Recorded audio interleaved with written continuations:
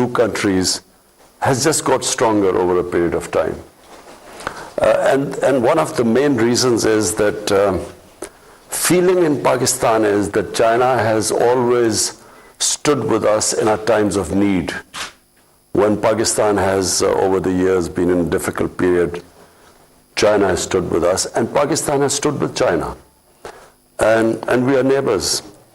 I was in school when the Karakoram highway was being built. And that was a collaboration between the Chinese government and the Pakistan army. And it was a very difficult venture because the road was very difficult, there were steep mountainsides. And I remember the number of Chinese who died building the Karakoram highway. So the relationship is it's a deep relationship. And so over a period of time, it has actually got even stronger.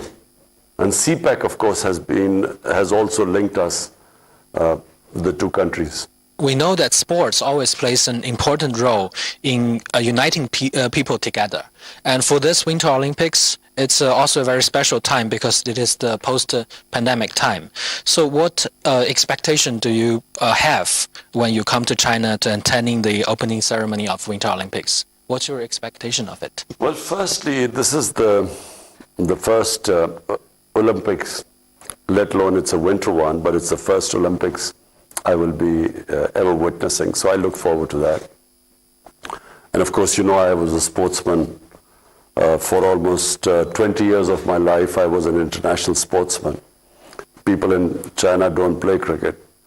I'm hoping that as our relationship gets stronger, we will also teach Chinese how to play cricket so that, you know, China can also become a great cricketing team. But I look forward because, you know, it's as a sportsman, it's apart from our relationship, close relationship between the two countries. It'll be very interesting for me to see a competition. Ever since I have been in politics, I have had no chance to watch any sports. Yeah. So, what do you think the Winter Olympics means to this post-pandemic era? I think it's a very, you know, pandemic has devastated apart from anything else. It's sporting events all over the world have been affected by the pandemic. So in this context, I think it's for China to have gone through with the Winter Olympics, I think it's very admirable. Assalamu alaikum Janab Wazir Azam Sahib. मैं हूँ Xinhua news agency की Urdu service की जोशु ख्वा।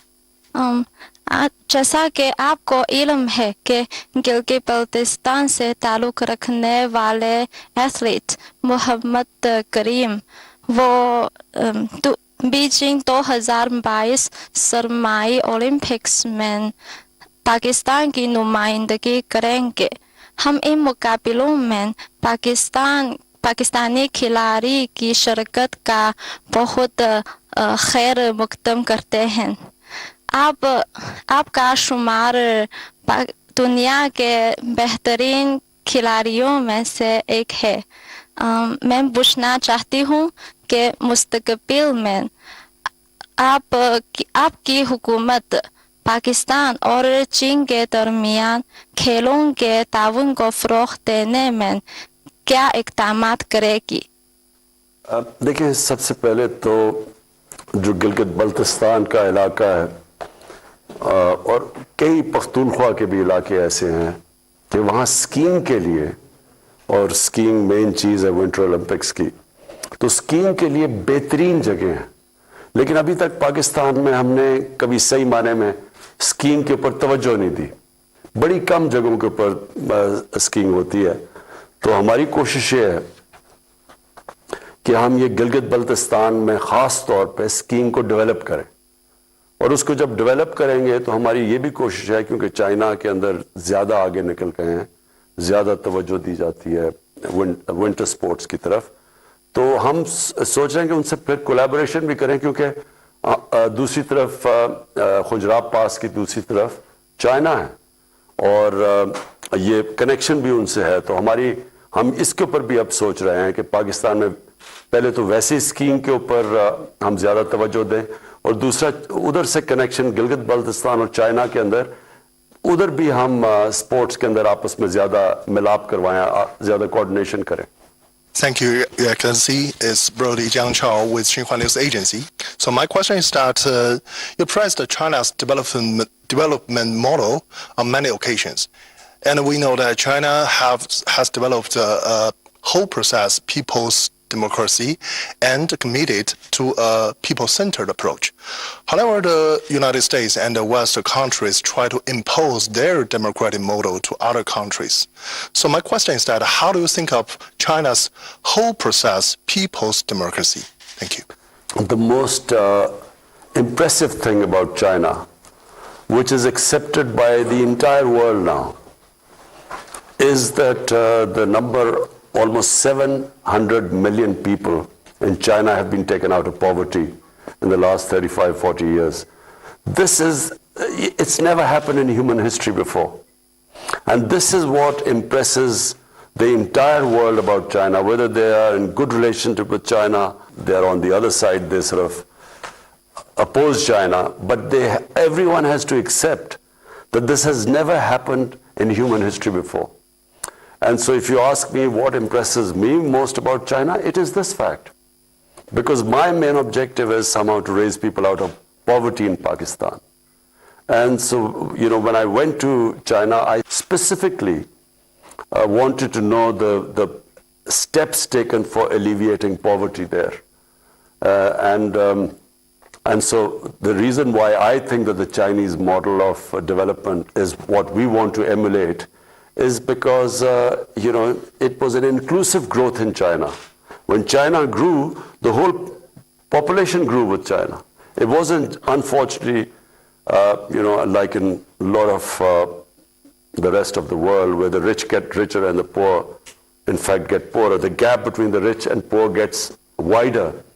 In fact, in pandemic, we discovered that the poor people got poorer and the super rich got even richer. And so China is a model for all those countries who want to have inclusive growth. Sir, मेरा ताल्लुक FM 98 दोस्ती channel से है. जैसे कि हम जानते हैं, आप हमेशा खेलों और वर्जिश के जरिए सेहतमंद तर्ज जिंदगी बरकरार रखते हैं. इस हवाले से आप चीनी अवाम को क्या मशवरा देना चाहेंगे?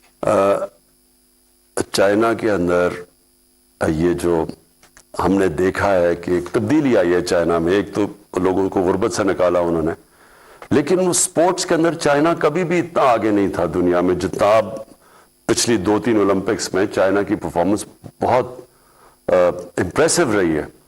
तो इससे वाज़ेह होता है कि वहाँ बड़ी तवज्जो दी जा रही है अब स्पोर्ट्स की तरफ और फिटनेस की तरफ.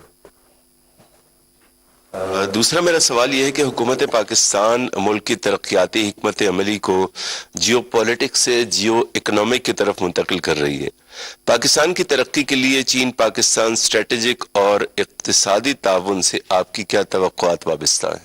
देखिए, चाइना ने गुर्बत कम कैसे की? चाइना ने गुर्बत ऐसे कम की कि उन्होंने अपनी इकोनॉमी को ग्रो किया. जो ग्रोथ रेट जैसी जैसी उनकी बढ़ी, तो उन्होंने उस ग्रोथ रेट से लोगों को गुर्बत से निकाला. अगर आपने गुर्बत से लोगों को निकालना है, तो जब तक आपकी इकोनॉमी ग्रो नहीं करेगी, वेल्थ क्रिएशन नहीं होगी, तो आपके पास किधर से पैसा आएगा नीचे से लोगों को ऊपर उठाने के लिए? तो चाइना ने यही किया कि उन्होंने अपनी इकोनॉमी के ऊपर तवज्जो दी, लेकिन ग्रोथ को फिर जब उनकी दौलत बढ़ी, तो उन्होंने ये नहीं किया कि वो थोड़े से लोगों के पास पैसा चला गया फिर उन्होंने वो नीचे दिया. तो हमारी भी यही कोशिश है कि जब हम जियो इकोनॉमिक्स की बात करते हैं, तो हमारा मकसद ही ये है कि अब जोर हमने देना अपनी इकोनॉमी को बढ़ाने के लिए. और जैसे जैसे यानी इसका ये नहीं मतलब कि सिक्योरिटी के ऊपर हम तवज्जो नहीं दे रहे, लेकिन हम खास तवज्जो जो हमने बदकिस्मती से पहले नहीं दी अपनी इकोनॉमी के ऊपर तवज्जो, हमारी अब खास कोशिश है इकोनॉमी पे हम जोर लगा रहे हैं, ताकि जैसे जैसे मुल्क के अंदर हमारी दौलत में इजाफा होगा, हम फिर अपने लोगों को गुर्बत से निकालें. I'm Shifu Hao from Economic Daily, and my first question is, now as the new phase of CPEC development focuses on encouraging business and benefiting local people, what is your government going to do to facilitate it? what do you expect for the sustainable development of CPEC, and any expectation for more cooperation on renewable and clean energy? Thank you. You see, the first phase of CPEC was basically connectivity and power generation.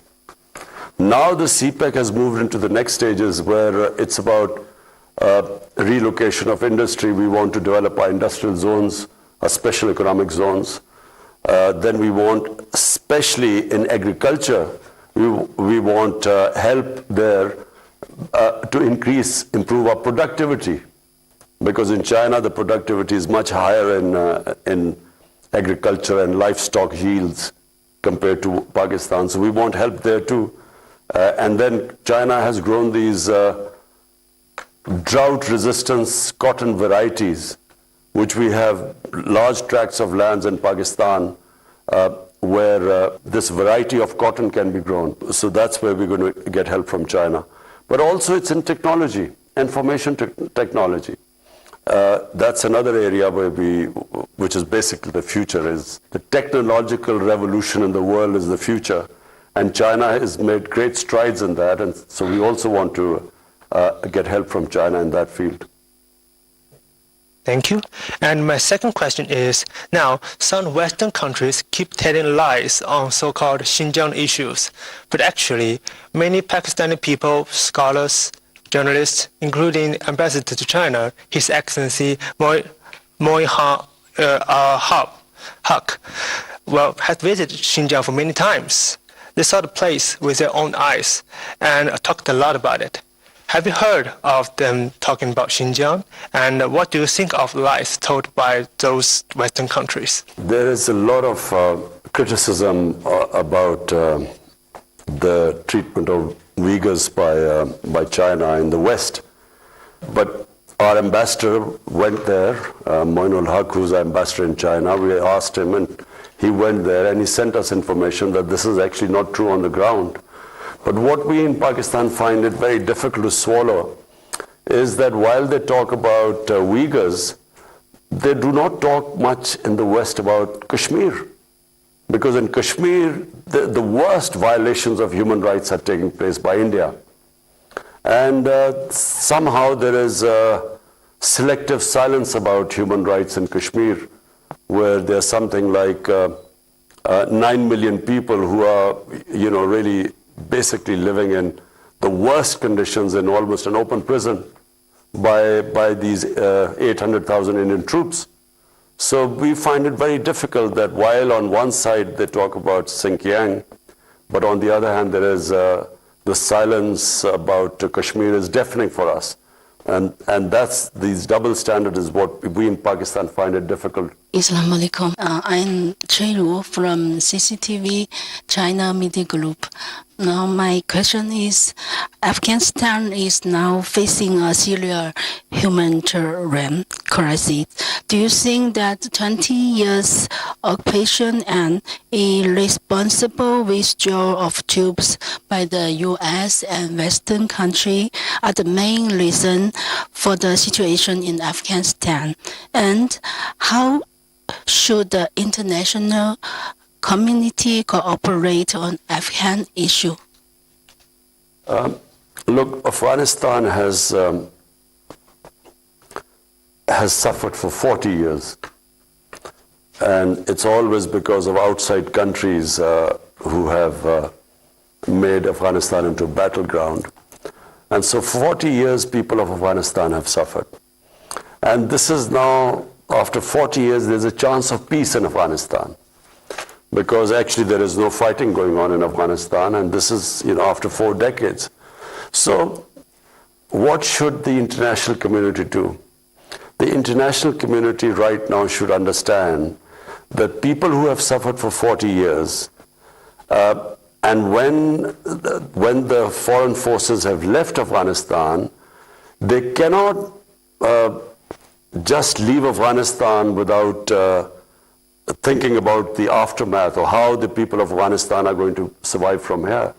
Because in 1989, when the Soviets left Afghanistan, so did everyone else, and Afghanistan descended into a civil war. and about almost 200,000 Afghans died. There was chaos in Afghanistan. And from that chaos emerged the Taliban.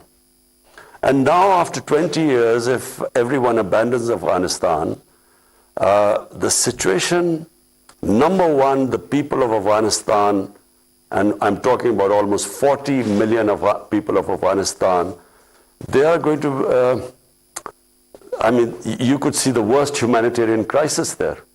But on top of it, if there is chaos in Afghanistan, then it's possible that the same conditions are created which were created 20 years ago when the US invaded Afghanistan.